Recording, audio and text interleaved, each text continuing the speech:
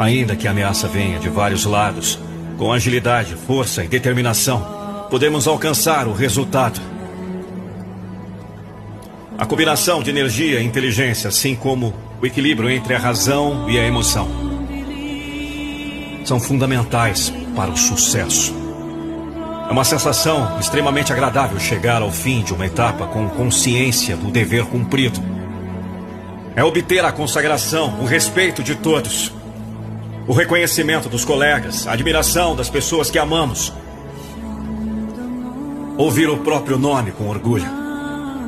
Aquele orgulho de quem viu nos obstáculos a oportunidade de crescer. Orgulho de ser um vencedor que não abriu mão dos seus valores fundamentais.